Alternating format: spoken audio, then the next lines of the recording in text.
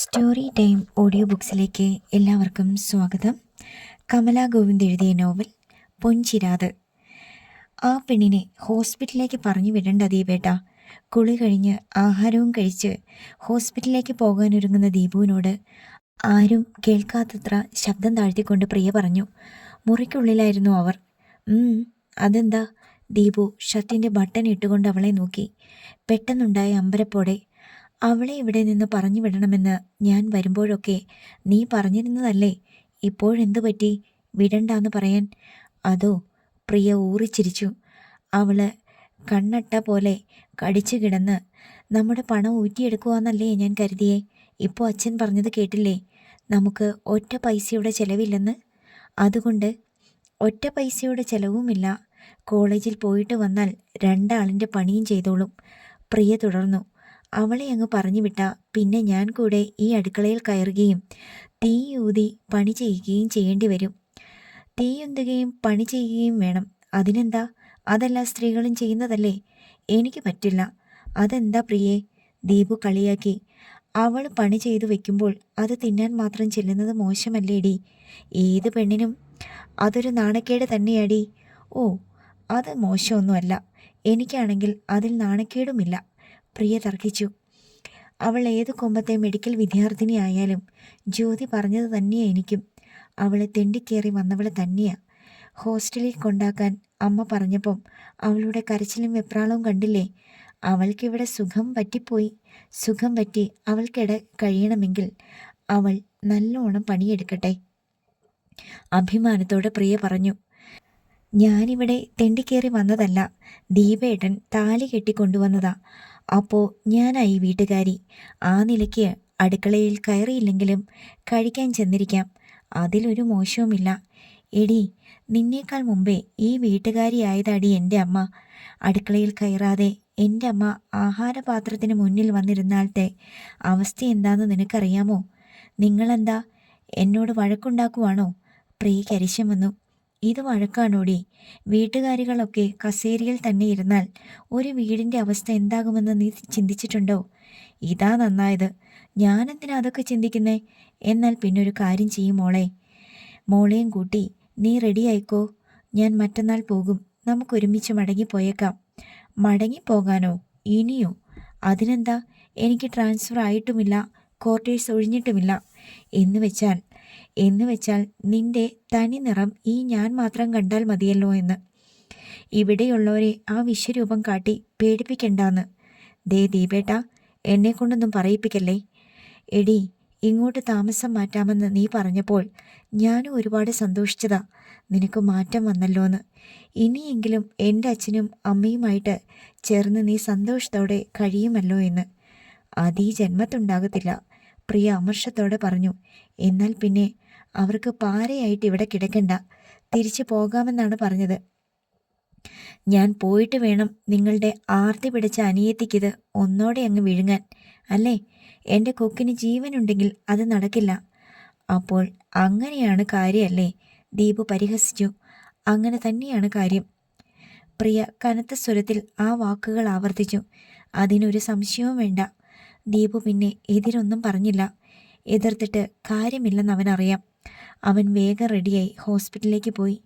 ജയേഷിനും ജ്യോതിക്കും കഴിക്കാനുള്ള ആഹാരവും മാറ്റി ധരിക്കാനുള്ള വസ്ത്രങ്ങളും മണിയമ്മ കൊടുത്തു വിട്ടിരുന്നു. ജയേഷ് കുളിച്ച് വസ്ത്രം മാറ്റി.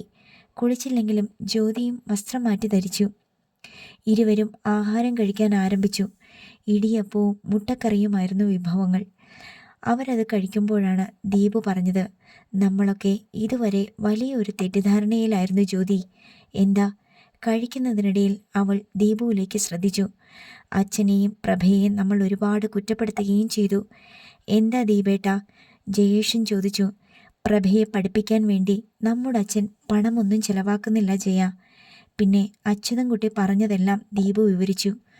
ജ്യോതി അത് കേട്ടതും ഉറക്കെ പൊട്ടിച്ചിരിച്ചു. ദീപേട്ടൻ ഇത്ര പൊട്ടനായി പോയല്ലോ, അവൾ പറഞ്ഞു. അച്ഛൻ ദീപേട്ടനെ സമർത്ഥമായി പറ്റിച്ചു. നീ എന്താടി പറയുന്നത്? ദീപു അമ്പരന്നു. 10 രൂപയ്ക്ക് ഗതിയില്ലാതെ മരിച്ച വേണുമാമൻ്റെയും സുധാൻ്റെയുടെ അക്കൗണ്ടിൽ ലക്ഷങ്ങളുണ്ടെന്നോ? കൊള്ളാം, അവൾ പരിഹസിച്ചു. മൂക്കറ്റം കള്ളു കുടിച്ചിട്ട് വണ്ടി ഓടിച്ചത് കൊണ്ടാണ് ആക്സിഡൻ്റ് ആയത്. അതുകൊണ്ട് ആക്സിഡൻറ്റിൻ്റെ ക്ലെയിമായിട്ട് പോലും 10 രൂപ കിട്ടിയിട്ടില്ല. അത് ശരിയാണല്ലോ. ദീപ് സമ്മതിച്ചു. ജ്യോതി, നീ ഇങ്ങനെ എല്ലാം നെഗറ്റീവായിട്ട് ചിന്തിച്ചു കൂട്ടാതെ, ജയേഷ് പറഞ്ഞു. എൻ്റെ ചിന്തയ്ക്കാണോ ജയേട്ടാ കുഴപ്പം? ജ്യോതിക്ക് ദേഷ്യം വന്നു. അവളെ പഠിപ്പിക്കുന്നത് സഹപാഠികളാണെന്ന്. എന്ന് വെച്ചാൽ മെഡിസിന് പഠിക്കാൻ 10,000 1000 രൂപ മതിയെന്ന്. ഈ കള്ളക്കഥ വിവരമുള്ള ആരെങ്കിലും വിശ്വസിക്കുമോ? അച്ഛൻ പറഞ്ഞത് ആ ലാപ്ടോപ്പ് പോലും കൂടെ പഠിക്കുന്ന പയ്യൻ കൊടുത്തതാണെന്ന് ദീപു പറഞ്ഞു. പിന്നെ ജ്യോതി പുച്ഛിച്ചു. കൂടെ പഠിക്കുന്ന പയ്യൻ 1,00,000 രൂപയുടെ ലാപ്ടോപ്പ് മേടിച്ചങ്ങ് കൊടുക്കുമല്ലേ? പഠിക്കുന്ന പിള്ളേരുടെ കയ്യിൽ എവിടുന്ന അത്രയും രൂപ? ഇനി റിസ്ക് എടുക്കാൻ മേടിച്ചു കൊടുത്തതെങ്കിൽ അവൻ്റെ ലക്ഷ്യം വേറെയാ. ഛേ, ജയേഷ് മുഖം ചുളിച്ചു. പഠിക്കുന്ന കുട്ടികളെക്കുറിച്ച് അനാവശ്യം പറയല്ലേ ജ്യോതി. എങ്കിൽ ഞാൻ പറയുന്നതാ സത്യം. അത് നിങ്ങൾ വിശ്വസിക്കണം. എന്താ? ആ പണം അച്ഛൻ്റേതാ. അച്ഛൻ തന്നെയാണത് വാങ്ങിയതും. കൂടെ പഠിക്കുന്ന കുട്ടികളാ വാങ്ങിയതെന്ന് അച്ഛൻ കള്ളം പറഞ്ഞതാ. ജയേഷ് മറുപടി പറഞ്ഞില്ല. പക്ഷേ ദീപുവിനത് ഏറ്റു. അവൻ സംശയിച്ചു. ജ്യോതി പറഞ്ഞതോ സത്യം, അതോ അച്ഛൻ പറഞ്ഞതോ? 1,00,000 രൂപയുടെ ഒരു സാധനം കൂടെ പഠിക്കുന്ന കുട്ടിക്ക് എങ്ങനെ കൊടുക്കാൻ കഴിയും? അത് കള്ളം തന്നെയല്ലേ? പിറ്റേ ദിവസം ജ്യോതിയെ ഡോക്ടർ തോമസ് എബ്രാഹിം പരിശോധിച്ചു. ഇനി ഡിസ്ചാർജ് ചെയ്തേക്കാൻ ജയേഷ്. എത്ര ദിവസത്തെ റെസ്റ്റ് വേണം ഡോക്ടർ? ജയേഷ് ചോദിച്ചു. Now she is okay. റെസ്റ്റിൻ്റെ ആവശ്യം ഇനി കാണുന്നില്ല. ഡോക്ടർ പുഞ്ചിരിച്ചു. എന്നിട്ട് ജ്യോതിയോടായി പറഞ്ഞു. ഹസ്ബൻഡ് ആൻഡ് വൈഫ് തമ്മിൽ അഭിപ്രായ വ്യത്യാസങ്ങളുണ്ടാകും, പിണങ്ങും. It's quite natural. പക്ഷേ അതിന് പരിഹാരം ജീവൻ കളയുകയല്ല. എനിക്ക് സ്വന്തമായ ഒരു ജീവൻ മാത്രമേ ഉള്ളൂ ഡോക്ടർ. ജ്യോതി ജയേഷിനെ അല്പം കൊള്ളിച്ചുകൊണ്ട് പറഞ്ഞു. അതിങ്ങില്ലാതായാൽ എല്ലാ പ്രശ്നങ്ങളും തീർന്നോളുമല്ലോ എന്ന് കരുതി. ജയേഷ് വിളറി. ഇറ്റ്സ് ഓക്കെ, ഡോക്ടർ പറഞ്ഞു. ഇനി ഇത്തരം അബദ്ധങ്ങൾ ഉണ്ടാവരുത്. ഭാഗ്യം എപ്പോഴും തുണച്ചു എന്ന് വരില്ല. ജ്യോതി ചിരിച്ചെന്ന് വരുത്തി. ഞായറാഴ്ച ആയതുകൊണ്ട് ജയേഷും ജ്യോതിയും പുതിയോട്ടെ മുറ്റത്ത് വന്നിറങ്ങുമ്പോൾ പ്രഭയുൾപ്പെടെ എല്ലാവരും അവരെ കാത്തിരിക്കുകയായിരുന്നു. ജ്യോതി, അമ്മയുടെ പൊന്നുമോളെ. മണിയമ്മ വിമ്മി പൊട്ടിക്കരഞ്ഞുകൊണ്ട് മകളെ വട്ടം കെട്ടിപ്പിടിച്ചു. ഇങ്ങനെ ശിക്ഷിക്കാൻ മാത്രം എന്ത് തെറ്റാടി ഞങ്ങൾ നിന്നോട് ചെയ്തത്?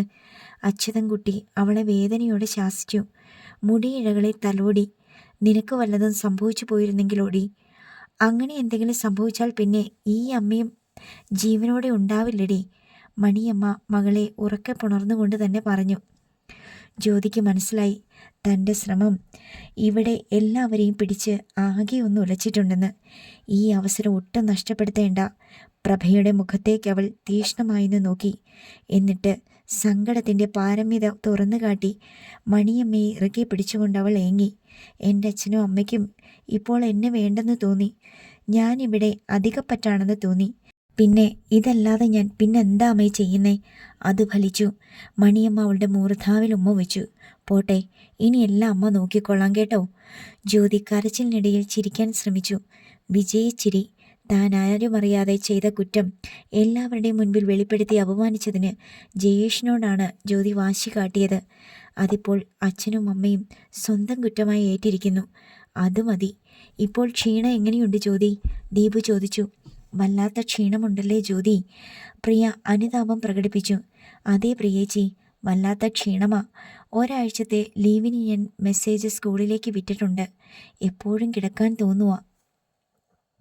ജ്യോതി വല്ലാത്ത ക്ഷീണം കാട്ടി. ജയേഷ് അന്താളിച്ച് നിന്നു. കിടക്കാൻ തോന്നുന്ന ക്ഷീണമോ? ഇത്ര പെട്ടെന്നോ? അതെങ്ങനെ? എന്നാൽ നീ പോയി കിടക്കടി, ദീപു പറഞ്ഞു. ശരിയേട്ടാ. ജ്യോതി സ്റ്റെയർ കേസിൻ്റെ നേർക്ക് നീങ്ങി. ക്ഷീണം പോകുന്നതുവരെ നീ ഇവിടെ മണിയുടെ കൂടെ താഴത്തെ മുറിയിൽ കിടക്കുമോളെ, അച്യുതൻകുട്ടി അലിവോട് പറഞ്ഞു. മുട്ടിൻ്റെ വേദനയും വെച്ച് എപ്പോഴും നിന്നെ വിളിക്കാനെയും സ്റ്റെപ്പ് കയറുകയും ഇറങ്ങുകയും വേണ്ടല്ലോ. അതിനെന്തിനാ അമ്മ മുട്ടുവേദനയും വെച്ച് കയറി ഇറങ്ങി നടക്കുന്നത്? ജ്യോതി അർത്ഥപരിഹാസത്തോടെ പ്രഭയെ നോക്കിയിട്ട് പറഞ്ഞു. ഇവളല്ലേ അച്ഛാ ഇവിടെ ഉള്ളത്. എനിക്കിത്തിരി ആഹാരം തരാൻ ഇവള് മതിയല്ലോ. അതെ, അത് ശരിയാണല്ലോ. ഇവളുടെ മുറി അല്ലേലും മുകളിൽ തന്നെയല്ലയോ? പ്രിയ ജ്യോതിക്ക് സൈഡായി. പ്രഭയ്ക്ക് ഇരുവരുടെയും ഉദ്ദേശം മനസ്സിലായി. എങ്കിലും അത് ഭാവിച്ചില്ല. ജ്യോതി 2 സ്റ്റെപ്പ് മുകളിലേക്ക് കയറി. എന്നിട്ട് തിരിഞ്ഞു നിന്ന് പ്രഭയെ നോക്കിയിട്ട് പറഞ്ഞു. തൊണ്ടയ്ക്കൊരു കാറിൽ നീ ഒരു ചായ ഇട്ട് ചൂടോടെ കൊണ്ടുവാടി. തരാം ജ്യോതി ചേച്ചി. ജ്യോതിയുടെ ലക്ഷ്യം തിരിച്ചറിഞ്ഞെങ്കിലും പ്രഭ അത് പുറത്ത് കാട്ടാതെ പറഞ്ഞു. എന്നിട്ട് കിച്ചണിലേക്ക് വലിഞ്ഞു. ജ്യോതിക്ക് ഒരു ക്ഷീണവും കാഴ്ചയിൽ കാണുന്നില്ല. പ്രിയ ശബ്ദം താഴ്ത്തി ദീപുവിനോട് പറഞ്ഞു. അവൾക്ക് ക്ഷീണമുണ്ടെന്ന് നീയല്ലേ പറഞ്ഞത്? പറഞ്ഞു. പക്ഷേ അവളതങ്ങ് മുതലാക്കുമെന്ന് ഞാൻ ഓർത്തില്ല. പ്രിയ പരിഹസിച്ചു. അനിയത്തി ശകുനിയുടെ പെൺജന്മമാ. ദീപു മിണ്ടിയില്ല. പ്രഭ എല്ലാവർക്കും വേണ്ടി ചായ ഇട്ടു. 2 ചായയുമായി മുകളിലെത്തി. ജ്യോതി ബെഡിൽ കിടപ്പാണ്. അരികിൽ ജയേഷ് ആരോടും മൊബൈലിൽ സംസാരിക്കുന്നു. ഇരുവർക്കും അവൾ ചായ നൽകി. ചായ കുടിച്ചുകൊണ്ട് ജ്യോതി പറഞ്ഞു, കുറച്ച് വെള്ളം ചൂടാക്കി കൊണ്ടുവരണം. എൻ്റെ കാലിൻ്റെ വെള്ള മരവിച്ചിരിക്കുന്നു, ചൂട് പിടിക്കാനാ. കൊണ്ടുവരാം, പ്രഭ പറഞ്ഞു. നിനക്ക് ബുദ്ധിമുട്ടൊന്നുമില്ലല്ലോ? ഇല്ല. ഉണ്ടെങ്കിൽ തുറന്നു പറയടി. എത്ര ബുദ്ധിമുട്ടുണ്ടെങ്കിലും അതൊക്കെ മാറ്റിവെക്കണം. എന്നിട്ട് പേഷ്യൻസിനെ ശുശ്രൂഷിക്കണം. അതാണ് ജ്യോതി ചേച്ചി ഞാൻ പഠിച്ചുകൊണ്ടിരിക്കുന്നത്. ഓ, എന്നാൽ പിന്നെ ഒരു കാര്യം ചെയ്യ്, ജ്യോതി പറഞ്ഞു. കാറിനുള്ളിൽ 2 ബാഗുണ്ട്. ഞങ്ങൾ 2 പേരും ഹോസ്പിറ്റലിൽ ഉപയോഗിച്ച ഡ്രസ്സുകളാണ്. അതെടുത്ത് വേഗം കഴുകിയിട്ടേക്ക്. ശരി. പ്രഭ വേഗം മുറിക്ക് വെളിയിലേക്കിറങ്ങി. എല്ലാം ശ്രദ്ധിക്കുകയായിരുന്നു ജയേഷ്. അവൻ മൊബൈൽ ഓഫാക്കി. എന്നിട്ട് ജ്യോതിയോട് പറഞ്ഞു, നമ്മൾ ഉപയോഗിച്ച ഡ്രസ്സുകൾ ആ കുട്ടിയെ കൊണ്ട് കഴുകിക്കണോ? അടിവസ്ത്രങ്ങൾ വരെ ആ കൂടെയുണ്ട് ജ്യോതി. പിന്നെ അത് ആര് കഴുകിയിടും? അമ്മയ്ക്ക് വയ്യാത്തതല്ലേ, അവൾ ചെയ്യട്ടെ, ജ്യോതി ധാർഷ്ട്യത്തോടെ പറഞ്ഞു. അവൾക്ക് ഇവിടെ കഴിയണമെങ്കിൽ അടിവസ്ത്രങ്ങളും കഴുകണം. ജയേട്ടൻ അത് അന്വേഷിക്കേണ്ട, ഇതിലിടപെടുകയും വേണ്ട. ജ്യോതിയുടെ ഉള്ളിലെ ദേഷ്യം ജയേഷിനറിയാം. പ്രഭയോട് ശത്രുതയാണ് അവൾക്ക്. അതുകൊണ്ട് അവൻ പിന്നെ മിണ്ടിയില്ല. തിങ്കളാഴ്ച രാവിലെ കോഴിക്കോട്ടെത്തി ഓഫീസിൽ ദീപുവിന് ജോയിൻ ചെയ്യണം. അതുകൊണ്ട് ഞായറാഴ്ച രാത്രി തന്നെ ദീപു പോകാൻ തയ്യാറായി. ശമ്പളം കിട്ടിയതിൽ തൻ്റെ ആവശ്യത്തിനുള്ളത് മാറ്റിയിട്ട് ബാക്കി പണം ദീപു പ്രിയയെ ഏൽപ്പിച്ചു. എല്ലാവരും ഉള്ളതല്ലേ, നിനക്ക് അത്യാവശ്യത്തിനുള്ള രൂപ എടുത്തിട്ട് ബാക്കി അമ്മയെ ഏൽപ്പിച്ചേക്ക്. അടുക്കളയിൽ പോരാത്ത സാധനങ്ങളുണ്ടെങ്കിൽ വാങ്ങട്ടെ. എല്ലാ മാസവും ഇതിങ്ങനെ ആവർത്തിച്ച് പറയണ്ട. എടുക്കാനും കൊടുക്കാനും എനിക്കറിയാം, പ്രിയ പറഞ്ഞു. ശരി, ദീപു യാത്ര പറഞ്ഞു. പ്രിയ നോട്ടുകൾ എണ്ണി. 20,000 ഉണ്ട്. അലമാര തുറന്ന് നോട്ടുകൾ അവൾ അതിനുള്ളിലേക്ക് വെച്ചു. കഴിഞ്ഞ മാസവും ദീപു പ്രിയെ ഏൽപ്പിച്ച പണം മുഴുവനും അവിടെയുണ്ട്. അതിൽ നിന്ന് 1 രൂപ പോലും അവൾ മണിയമ്മയെ ഏൽപ്പിച്ചില്ല. അടുക്കളയിൽ വേണ്ടുന്ന എന്തെങ്കിലും സാധനങ്ങൾ ഉണ്ടോ, തീർന്നോ എന്നവൾ അന്വേഷിക്കാറുമില്ല. അങ്ങനെ ചെയ്യാറില്ലെന്ന് ദീപുവിനോട് പറഞ്ഞിട്ടുമില്ല. അതുകൊണ്ട് ആ തുക പ്രിയയുടെ മാത്രം ഒരു സ്വകാര്യ സമ്പാദ്യമായി മാറി. പുലർച്ചെ മീനുമായി വരുന്ന വണ്ടിയുടെ ഹോൺ മുഴങ്ങിയപ്പോൾ മണിയമ്മ അച്യുതൻകുട്ടിയോട് പറഞ്ഞു, മീൻ എന്താ വന്നതെന്ന് നോക്ക്. എന്ത് മീനാണ് വന്നതെങ്കിലും എൻ്റെ കയ്യിൽ ഇനിയൊന്നുമില്ല മണി, കാശ് തീർന്നു. എന്ന് വെച്ചാൽ മീൻ വേണ്ടേ? വേണം. നീ പ്രിയയോട് പറയേ മീൻ വാങ്ങാൻ കുറച്ച് രൂപ തരാൻ. ശേ, എനിക്ക് വയ്യ ചേട്ടാ. മണിയമ്മയ്ക്കത് കുറച്ചിലായി തോന്നി. ഞാൻ എങ്ങനെയാ ചോദിക്കുന്നേ? ഉണ്ടെങ്കിൽ വായ്പയായി ചോദിക്കടി. എൻ്റെ കയ്യിൽ കിട്ടുമ്പോൾ തിരിച്ചു കൊടുത്തേക്കാം, പോരെ? അച്യുതൻകുട്ടി പറഞ്ഞു. മണിയമ്മ പ്രിയയുടെ അടുത്തെത്തി. അവൾ ശില്പമോൾക്ക് പാലും ബിസ്ക്കറ്റ് നൽകിക്കൊണ്ട് ഡൈനിങ് ടേബിളിനുണ്ടായിരുന്നു. മണിയമ്മ മരുമകളോട് കാര്യം പറഞ്ഞു. എൻ്റെ കയ്യിൽ എവിടെ നിന്നമ്മേ രൂപ? പ്രിയ കൈമലർത്തി. ദീപു വന്നിട്ട് ഒന്നും തന്നില്ലേ മോളെ? ഇല്ലമ്മേ, പ്രിയ ദീനതയോടെ പറഞ്ഞു. ശമ്പളം കിട്ടിയാൽ ദീപേട്ടൻ്റെ കയ്യിൽ ഒന്നും മിച്ചമുണ്ടാവില്ലമ്മേ. എന്നും അങ്ങനെയാ. അതെന്താടി അങ്ങനെ? അച്യുതൻകുട്ടി അത് കേട്ട് അവരുടെ അടുത്തെത്തി. അവനെന്താ കിട്ടുന്നത്രയും മദ്യപിച്ച് കളയുവാണോ? പ്രിയ ചമ്മി. എങ്കിലും പറഞ്ഞു, മദ്യപിച്ച് കളയുവല്ലച്ചാ, കുറേ ലോണുണ്ട്, അതടയ്ക്കും. പിന്നെ അതും ഇതും മേടിക്കും. ഞാനിങ്ങ് പോന്നെങ്കിലും ദീപേട്ടൻ്റെ ആഹാര ചിലവ് വരില്ലേ? പിന്നെ ഇവിടുന്ന മിച്ചം? അച്യുതൻകുട്ടിയും മണിയമ്മയും വല്ലായ്മയോടെ പരസ്പരം നോക്കി നിന്നു. അവൻ എന്തിനാ ലോൺ എടുത്തത്? ഞാൻ അറിഞ്ഞില്ലല്ലോ, അച്യുതൻകുട്ടി ചോദിച്ചു. ഓ, ലോൺ എടുക്കുന്നതൊക്കെ അച്ഛനോട് അനുവാദം ചോദിച്ചിട്ട് വേണോ? പ്രിയയുടെ മുഖത്ത് ഈർഷ്യ പരന്നു. ഞങ്ങൾ വാഷിംഗ് മെഷീനും കുക്കിംഗ് റേഞ്ചും ഒക്കെ വാങ്ങിച്ചതാ. വാഷിംഗ് മെഷീനും കുക്കിംഗ് റേഞ്ചും ഒക്കെ വാങ്ങിയാലും 1 മാസത്തെ ശമ്പളം മുഴുവൻ ലോൺ അടയ്ക്കാൻ വരുമോടി? അച്ഛൻ സർവീസിലിരുന്ന ആളാണ്, പറ്റിക്കാനൊക്കില്ല. അതുകൊണ്ട് പ്രിയ അയാളെ അങ്ങോട്ട് ആക്രമിച്ചു. ആ, എനിക്കറിയത്തില്ല അച്ഛാ. ശമ്പളത്തിൻ്റെ കണക്കൊക്കെ അച്ഛൻ അറിയണമെങ്കിൽ ദീപേട്ടൻ വരുമ്പോൾ ചോദിച്ചോ. അവളുടെ സ്വരത്തിലെ പ്രകടമായ ഈർഷ്യ അച്യുതൻകുട്ടിക്ക് മനസ്സിലായി. മരുമകളുടെ മുൻപിൽ അയാൾക്ക് കുറച്ചിൽ തോന്നി. മകൻ്റെ മാസശമ്പളത്തിൻ്റെ കണക്ക് താൻ ചോദിച്ചെന്ന്. ഛേ, അച്യുതൻകുട്ടി പിൻവലിഞ്ഞു. ജാളിതയോടെ മണിയമ്മയും ഞാൻ ഇറങ്ങുവാ മണിയാൻറ്റി. അപ്പോഴേക്കും അടുക്കളപ്പണി തീർത്ത് പ്രഭ പോകാൻ റെഡിയായി ഹാളിലേക്ക് ഓടി വന്നു. ശില്പക്കുട്ടി, ആൻറ്റി പോകുക. പാലിൽ മുക്കിയ ബിസ്ക്കറ്റ് തിന്നുന്ന ശില്പയുടെ മുഖത്ത് അവൾ ഒരു ഉമ്മ നൽകി. ആൻറ്റി ടാറ്റ. ശില്പ കൈവീശി. പ്രഭ വരാന്തയിലേക്കോടി. നിനക്ക് വണ്ടിക്കൂലി വേണ്ടിയടി? അച്യുതൻകുട്ടി ചോദിച്ചു. ST പൈസയല്ലേ വേണ്ടൂ? കഴിഞ്ഞ ദിവസം തന്നതിൻ്റെ ബാലൻസ് ഉണ്ട് അച്ഛമ്മാമേ, തീരുമ്പോൾ പറയാം. പ്രഭ ഓടിക്കഴിഞ്ഞു. പാവം, 1 രൂപ പോലും കളയാണ്ടവൾ സൂക്ഷിച്ചും ലുബ്ധിച്ചുമായി ചിലവാക്കുന്നേ. എൻ്റെ ബുദ്ധിമുട്ട് അവൾക്ക് നല്ലവണ്ണം അറിയാം. അച്ഛൻ തന്നെ കൊള്ളിച്ച് പറഞ്ഞതാണെന്ന് പ്രിയയ്ക്ക് മനസ്സിലായി. ദേഷ്യം തീർക്കാൻ അവൾ ശില്പയുടെ തോളിൽ ആഞ്ഞൊരടി കൊടുത്തു. കളയാണ്ട് തിന്നടി അസത്തെ, നിന്റെ അച്ഛൻ കോഴിക്കോട്ടൊന്ന് ചുമന്നുകൊണ്ട് വന്നതാ.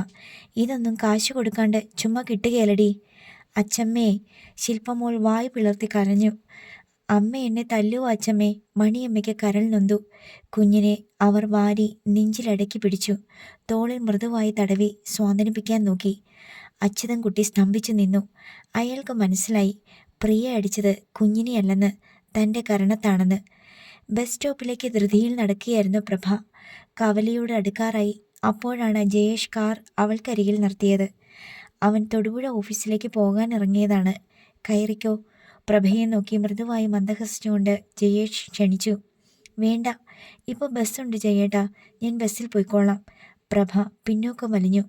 ഇങ്ങോട്ട് കയറ് പെണ്ണേ.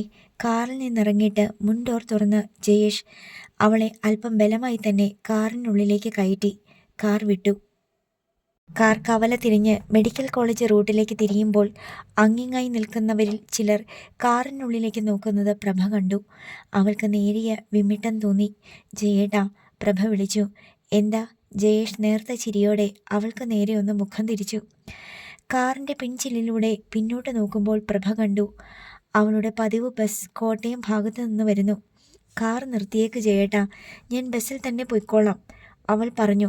നിനക്കെന്താ ബസ്സിൽ തന്നെ പോയേ തീരുവെന്ന് നിർബന്ധമാണോ? ജയേഷ് ഡ്രൈവിങ്ങിൽ ശ്രദ്ധിച്ചുകൊണ്ട് ചോദിച്ചു. അങ്ങനെയില്ല, പിന്നെന്താ, എൻ്റെ കൂടെ കാറിലിരിക്കുന്നതാണോ ബുദ്ധിമുട്ട്? എന്തു പറയും ഉത്തരം? പ്രഭ ഒരു നിമിഷം ഓർത്തു. ഒന്നും പറയാതെ അവൾ ഇരുന്നു. എനിക്ക് പോകേണ്ടത് തൊടുപുഴയ്ക്കാണ്. മെഡിക്കൽ കോളേജ് തിരിഞ്ഞും അങ്ങോട്ട് പോകാം. അതുകൊണ്ട് നിന്നെ അവിടെ ഇറക്കിയിട്ട് പോകുന്നത് കൊണ്ട് പ്രത്യേകിച്ച് എനിക്ക് നഷ്ടമൊന്നുമില്ല എന്ന് കരുതിയിട്ട് നിന്നെ വിളിച്ച് കയറ്റിയതല്ലെന്നാണ് പറഞ്ഞത്. പിന്നെ എനിക്ക് നിന്നോട് സംസാരിക്കാനുണ്ട്. എന്നോടോ? അതെ, വളരെ ഗൗരവമായ ചിലത്, ജയേഷ് പറഞ്ഞു. പക്ഷേ അത് വീട്ടിൽ വെച്ച് പറ്റില്ല. അറിയാലോ നിനക്ക് ജ്യോതിയുടെ സ്വഭാവം. നിന്നെ അവർക്ക് ഒട്ടും ഇഷ്ടമല്ല. ശരിക്കും നിന്നെ അവൾ കാണുന്നത് ശത്രുവായിട്ട് തന്നെയാണെന്നും അറിയാലോ. ഞാൻ ജ്യോതി ചേച്ചിയോട് ഒരു തെറ്റും ചെയ്തിട്ടില്ല ജയേട്ടാ. കഴിയുന്നത്ര സഹകരിക്കാൻ ശ്രമിച്ചിട്ടേയുള്ളൂ. എനിക്കറിയാം, ജയേഷ് പറഞ്ഞു. പക്ഷേ അവളുടേതൊരു വിചിത്ര സ്വഭാവമാണ് പ്രഭേ. അവൾ MA BEdകാരിയാണ്. ഏതാണ്ട് 28 വയസ്സിന് മീതെ പ്രായമുണ്ട്. പക്ഷേ ഒരു 10ാം ക്ലാസ്സുകാരിയുടെ വിവരമില്ല, 10 വയസ്സുകാരിയുടെ ബോധവുമില്ല. ഒരുപാട് ഫ്രസ്ട്രേഷൻസും അസൂയയും വാശിയും പകയും ഒക്കെ നിറഞ്ഞ മനസ്സ്. ആർക്കും പൊരുത്തപ്പെട്ടു പോകാൻ പറ്റാത്ത മോശം സ്വഭാവം. ജയേഷ് വല്ലാത്തൊരു നിരാശയോടെ പറഞ്ഞു. അവളെ താലി ചാർത്തുമ്പോൾ എനിക്കൊരുപാട് പ്രതീക്ഷകൾ ഉണ്ടായിരുന്നു. ഒരു നല്ല ജീവിതത്തിൻ്റെ തുടക്കം. അങ്ങനെ മോഹിച്ചു. പക്ഷേ ജയേഷ് ദീർഘമായിന്ന് നിശ്വസിച്ചു. പ്രഭ ചെറുതായി ചിരിച്ചു, ശബ്ദമില്ലാതെ. എന്നിട്ട് പറഞ്ഞു, MBBSന് മൊത്തം 9 സെമസ്റ്ററിലും കൂടി ഏതാണ്ട് 14 മെയിൻ സബ്ജക്റ്റുകളുണ്ട് ജയേട്ടാ. നീ എന്താ പ്രഭേ, മെഡിക്കൽ കോഴ്സിനെ കുറിച്ച് എനിക്ക് സ്റ്റഡി ക്ലാസ് എടുക്കുക?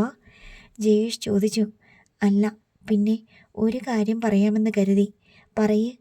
ഒന്നുകിൽ 4 അല്ലെങ്കിൽ 5 സെമസ്റ്ററുകൾക്കിടയിലാണ് സൈക്യാട്രി പഠിപ്പിക്കുന്നത്. വിശദമായ പഠനം അപ്പോഴാണെങ്കിലും ആദ്യത്തെ ആഴ്ചയിലെ ക്ലാസ് ആരംഭത്തിനിടയിൽ തന്നെ എല്ലാ ലെക്ചേഴ്സും പ്രൊഫസേഴ്സും ഞങ്ങൾക്ക് പറഞ്ഞു തന്ന പൊതു കാര്യങ്ങൾക്കിടയിൽ എടുത്തു നിന്ന ഒരു കാര്യമുണ്ട്. മനുഷ്യ മനസ്സുകളുടെ സങ്കീർണതകളും വികലതകളും. ഓ അത് ശരി, അതിലേറ്റവും മോശമായത് എന്താണെന്നോ? പ്രഭ പറഞ്ഞു. മറ്റുള്ളവരെ ഹരാസ് ചെയ്യുക, മറ്റൊന്ന് ഇൻസൾട്ട് ചെയ്യുക, ഒരാളുടെ അസാന്നിധ്യത്തിൽ അവരെ കുറ്റം പറയുക. ഓ എനിക്ക് പിടികിട്ടി, ജയേഷ് പറഞ്ഞു. ഞാൻ ജ്യോതിയെക്കുറിച്ച് പറഞ്ഞതിനാണല്ലേ? അതേ ജയേട്ടാ, ജ്യോതി ചേച്ചി ജയേട്ടൻ്റെ ഭാര്യയല്ലേ? പ്രഭ ചോദിച്ചു. അവളുടെ മുഖത്തും സ്വരത്തിലും നേരിയ കുറ്റപ്പെടുത്തലുകൾ ഉണ്ടായിരുന്നു. ജ്യോതി ചേച്ചിയുടെ അസാന്നിധ്യത്തിൽ മറ്റുള്ളവരോടും മറ്റുള്ളവരുടെ സാന്നിധ്യത്തിൽ ജ്യോതി ചേച്ചിയെയും കുറ്റപ്പെടുത്തുന്നതിൽ ഒരു നല്ല ഭർത്താവിൻ്റെ ലക്ഷണമില്ല. ഇത് സൈക്കോളജിയോ സൈക്കാട്രിയോ? സൈക്കാട്രിയുടെ ആവശ്യം വരുന്നിടത്താണ് സൈക്കോളജിയുടെ ആവശ്യവും വരിക, പ്രഭ പറഞ്ഞു. സൗമ്യമായ സ്വരത്തിൽ അവൾ തുടർന്നു. കഴിഞ്ഞ ദിവസത്തെ ആ ലാപ്ടോപ്പിൻ്റെ പ്രശ്നം തന്നെ എടുക്കാം. ജ്യോതി ചേച്ചിയാണത് ചെയ്തതെന്ന് ജയേട്ടൻ കണ്ടെങ്കിൽ കൂടി അത്രയും പേർക്ക് മുൻപിൽ വെച്ച് അത്രയും പബ്ലിക്കായി ഒരു വെളിപ്പെടുത്തൽ പാടില്ലായിരുന്നു. മനസ്സ് എത്ര ദുഷിച്ചതായാലും ഓരോ മനുഷ്യനും അഭിമാനം വലുതാണ്. പ്രത്യേകിച്ച് സ്ത്രീകൾക്ക്. അവരെ സംബന്ധിച്ചിടത്തോളം അഭിമാനം ജീവനേക്കാൾ വലുതാണ്. അത് മനസ്സിലായി കാണുമല്ലോ ജയേട്ടന്. ജയേഷ് തെല്ലമ്പരപ്പോടെ ഡ്രൈവിങ്ങിൽ ശ്രദ്ധിക്കുന്നതിനിടയിൽ പ്രഭയുടെ മുഖത്തേക്ക് നോക്കി. ആ ലാപ്ടോപ്പ് അവൾ പൊട്ടിച്ചതിൽ നിനക്കൊരു വിഷമവും ദേഷ്യവും അവളോടില്ലേ പ്രഭേ? എനിക്കോ വിഷമമോ ദേഷ്യമോ? കൊള്ളാം. സങ്കടം ഊറുന്നത് പോലൊരു ചിരി അവളുടെ അധരങ്ങളിൽ നിറഞ്ഞു. മിഴികളിൽ നേരിയ നനവും. ആ ചങ്കിടിപ്പ് ഇപ്പോഴും തീർന്നിട്ടില്ല. നോർമലായിട്ടില്ല ഞാൻ ഇതുവരെയും. പകരം കിട്ടിയിട്ടും? പകരം കിട്ടി. അതൊരാശ്വാസമാണ്. പക്ഷേ അതിനു വേണ്ടി ഒരു ജീവൻ നഷ്ടപ്പെട്ടു പോയിരുന്നെങ്കിലോ? ആ ഓർമ്മയാണ് എൻ്റെ നെഞ്ചിടിപ്പ്. ഒരു ഭർത്താവ് എന്ന നിലയിൽ അതവിടെ വെളിപ്പെടുത്തി പറയുമ്പോൾ ഞാൻ അനുഭവിച്ച സങ്കടവും അപമാനവും അപകർഷതാബോധവും ഒക്കെ ആരോട് പറയാനാണ്? പറഞ്ഞു കൊടുത്താൽ പോലും ജ്യോതിക്കത് മനസ്സിലാകില്ല. അതാണെൻ്റെ ഏറ്റവും വലിയ സങ്കടവും. ജയേഷിൻ്റെ സ്വരത്തിലും നെഞ്ചിൽ തൊടുന്ന നോവിൻ്റെ ആർദ്രത ഉണ്ടായിരുന്നു. പ്രഭയ്ക്കത് മനസ്സിലായി. ജയേട്ടൻ അതവിടെ പറയണമെങ്കിൽ അത്രയേറെ സഹി കെട്ടിട്ടാകുമെന്ന് എനിക്കും തോന്നി. അതുകൊണ്ട് ഞാൻ ജയേട്ടനെ കുറ്റപ്പെടുത്തി പറഞ്ഞതല്ല. ജയേഷ് അവളെ നന്ദിയോടെ നോക്കി. എന്നിട്ടൊരു പുകഴ്ത്തൽ പോലെ പറഞ്ഞു, നിനക്ക് 19 വയസ്സുപോലും ആയിട്ടില്ല. പക്ഷേ 29 കഴിഞ്ഞ ജ്യോതിയേക്കാൾ വിവരവും വിവേകവും നിനക്കുണ്ട്. നിന്റെ ക്ഷമിക്കാനുള്ള മനസ്സും സഹിക്കാനുള്ള കരുത്തും ഞാൻ ശ്രദ്ധിക്കുന്നുണ്ടായിരുന്നു. നേർത്ത ചിരിയോടെ പ്രഭയിരുന്നു. ജയേഷ് തുടർന്നു, നിന്നെ ഞാൻ മുമ്പും കണ്ടിട്ടുണ്ട്. നിന്റെ അച്ഛൻ്റെയും അമ്മയുടെയും കൂടെ. ഒറ്റ മകളല്ലേ? അവർ അമിതമായി ലാളിച്ച് വഷളാക്കുന്ന ഒരു ചെല്ലക്കുട്ടിയായിട്ടേ അന്ന് ഞാൻ നിന്നെ കണ്ടിട്ടുള്ളൂ. പക്ഷേ നീ ഒരു ചെല്ലക്കുട്ടിയല്ല. വളരെ പെട്ടെന്ന് നീ മുതിർന്നു പോയി മനസ്സുകൊണ്ട്. ഒരുപാട്. ജയേട്ടൻ എന്നെ കളിയാക്കുവോ അല്ലേ? അല്ലടി, ഞാൻ സത്യം പറഞ്ഞതാ. അല്ലെങ്കിൽ കലേഷിനെ പോലൊരു ചെറുപ്പക്കാരൻ മുൻപിൽ വന്ന് നിന്ന് കാത്തിരിക്കാൻ പറ്റുമോ എന്ന് ചോദിച്ചപ്പോൾ നീ അടിച്ചു പറത്തി വിടുമോ? പ്രഭ പെട്ടെന്ന് അന്താളിച്ചു പോയി. കലേഷ്? അവൾ ചമ്മി. അവളോട് ചമ്മൽ ശ്രദ്ധിച്ച് അയാൾ ഉറക്കെ ചിരിച്ചു. എല്ലാം ഞാൻ അറിഞ്ഞു. അവൻ എന്നോട് പറഞ്ഞു. അവൾക്ക് കൂടുതൽ ചമ്മലായി. അത് പിന്നെ ഒരാൾ വന്ന് മുമ്പിൽ നിന്നിട്ട് പെട്ടെന്ന് അങ്ങനെ ചോദിച്ചാൽ ഞാൻ എന്താ പറയുക? അപ്പോൾ അങ്ങനെ വരട്ടെ. ജയേഷ് വീണ്ടും ചിരിച്ചു. ചോദ്യം പെട്ടെന്നായി പോയതുകൊണ്ടാണോ അങ്ങനെ പറഞ്ഞവനെ ഓടിച്ചത്? അതല്ല ജയേട്ടാ. പിന്നെ? പ്രഭയുടെ മുഖത്ത് ദീനതയും നിസ്സഹായതയും പെരുകി. സുമുഖനായ ചെറുപ്പക്കാരൻ, നല്ല വിദ്യാഭ്യാസം, ആവശ്യത്തിലധികം പണം. നിന്നെപ്പോലെ ഒരു പെണ്ണിനിപ്പോൾ സ്വപ്നം പോലും കാണാൻ പറ്റാത്തത്ര യോഗ്യനാണവൻ. എന്തുകൊണ്ടും. എന്നിട്ടും അവൻ്റെ ഓഫർ നീ സ്വീകരിച്ചില്ല. അവനെ മടക്കി വിട്ടു. മേലിൽ വരരുതെന്ന് വിലക്കി. പ്രഭ ശബ്ദിച്ചില്ല. എന്നിട്ടും അവൻ നിരാശനായില്ല. നിന്നോടവന് സ്നേഹം കൂടിയിട്ടേ ഉള്ളൂ പ്രഭേ. ജയേഷ് തുടർന്നു. നീ വീട്ടിൽ നിന്നിറങ്ങുന്നത് കാത്ത് ഞാൻ മുകളിൽ നിൽക്കുകയായിരുന്നു. നിന്റെ പിന്നാലെ തന്നെ ഇറങ്ങിയതും നിന്നെ വണ്ടിയിൽ കയറ്റിയതും ഇത് പറയാനാണ്. അവൻ മന്ദഹസിച്ചു. ഞാനൊരു ഹംസമോ ബ്രോക്കറോ ആണെന്നൊന്നും പരിഹസിച്ച് നീ എന്നെ തരം താഴ്ത്തിയേക്കരുത്. നിന്നോടുള്ള സ്നേഹം തുടിക്കുന്ന അവൻ്റെ മുഖവും സങ്കടവും കണ്ടപ്പോൾ ഞാൻ സ്വയം ഏറ്റെടുത്ത ദൗത്യമാണ്. അവൻ ഒരിക്കൽ കൂടി വരും നിന്നെ കാണാൻ. നിനക്ക് അവനോട് തുറന്നു പറയാം എന്തും. ഇനി മേലിൽ വരണ്ട എന്നാണെങ്കിൽ അങ്ങനെ, ഇനിയും വരണം എന്നാണെങ്കിൽ അങ്ങനെ. ജയേഷ് കാർ നിർത്തി.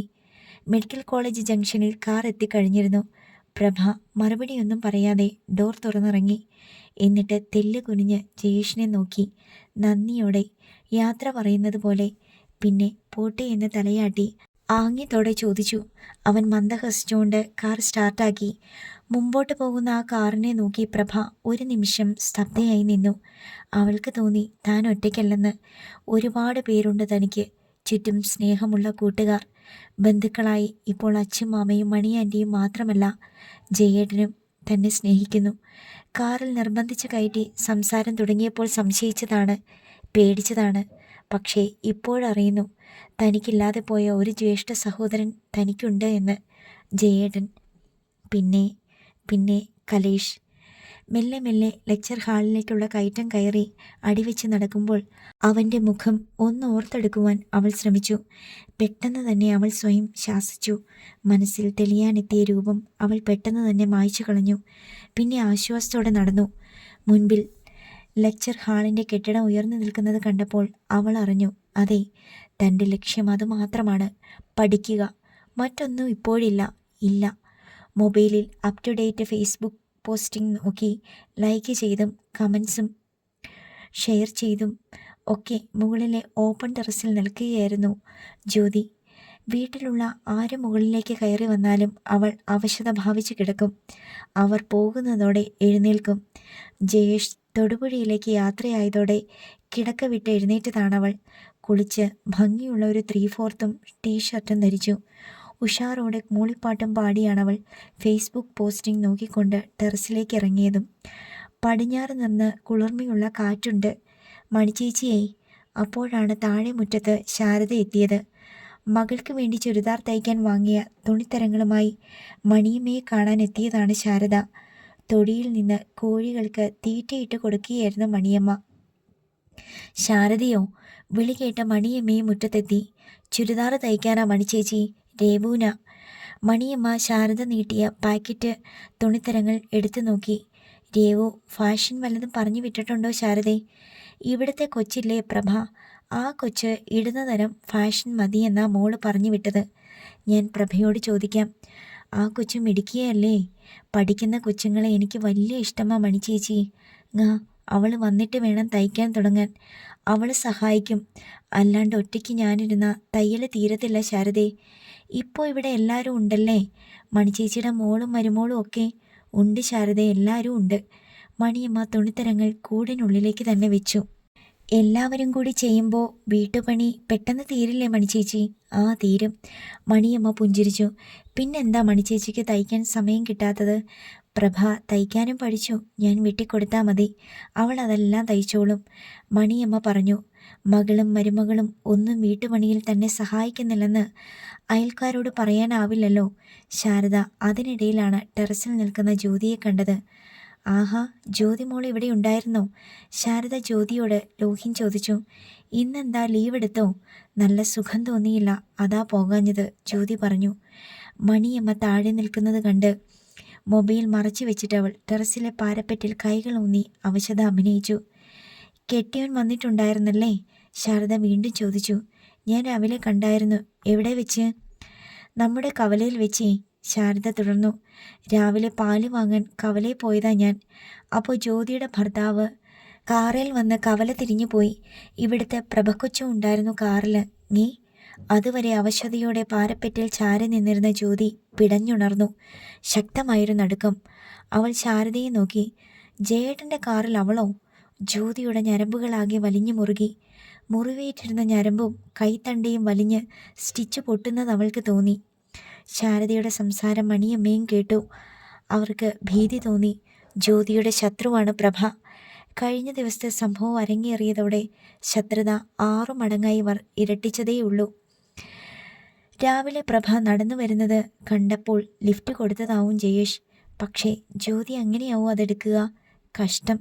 ശാരദയ്ക്ക് ജ്യോതിയോട് ലോഹ്യം പറയാൻ കിട്ടിയ ഒരു വിഷയം. ജ്യോതി വേഗം റൂമിനുള്ളിലേക്ക് കയറി. ഡോർ അവൾ വലിച്ചാഞ്ഞടച്ചു, ഭിത്തികൾ പോലും നടുങ്ങുന്നത്ര ഉയർന്ന ശബ്ദത്തോടെ. എന്നിട്ട് മൊബൈലിൽ ജയേഷിൻ്റെ നമ്പർ എടുത്തു. ബെല്ലടിക്കും തോറും ജ്യോതിയുടെ ഞരമ്പുകൾ കൂടുതൽ മുറുകി വലിഞ്ഞു. ശ്വാസം മുട്ടി. കാറിൽ അവളെയും കയറ്റിയെന്ന്. താനിരിക്കുന്ന സ്ഥാനത്ത് അവളെ ഇരുത്തി ചുറ്റിയടിക്കുകയാവും. ഹലോ. ജയേഷിൻ്റെ സ്വരം അവളുടെ കാതിലെത്തി. ജേട്ടൻ എവിടെ പോകുക? ജ്യോതിയുടെ സ്വരം കനത്തിരുന്നു. അതെന്താ ജ്യോതി നീ അങ്ങനെ ചോദിക്കുന്നത്? അവളെയും കൊണ്ട് എവിടെ പോകുവാണെന്ന് എനിക്കറിയണ്ടേ? അവളോ? ആര്? ഓ, ആരാണെന്ന് അറിയത്തില്ല, പാവം. ജ്യോതിയുടെ സ്വരത്തിൽ അമർഷവും പുച്ഛവും കലർന്നു. ഇവിടെ ഉണ്ടല്ലോ ഒരു കുട്ടി ഡോക്ടർ. ആൾ ദൈവം. പ്രഭയോ? ജയേഷ് അമ്പരന്നു. അപ്പോൾ മനസ്സിലായില്ലേ? നാശം. അവൾ ആൾ ദൈവമല്ല, ആൾ ഭൂതമാണ്, പിശാചാണ്. നീ എന്താ ജ്യോതി ഈ പറയുന്നത്? രാവിലെ പോയപ്പോൾ അവളെ എന്തിനാ കാറിൽ കയറ്റിയതെന്ന്? അവൾക്കൊരു ലിഫ്റ്റ് കൊടുത്തു.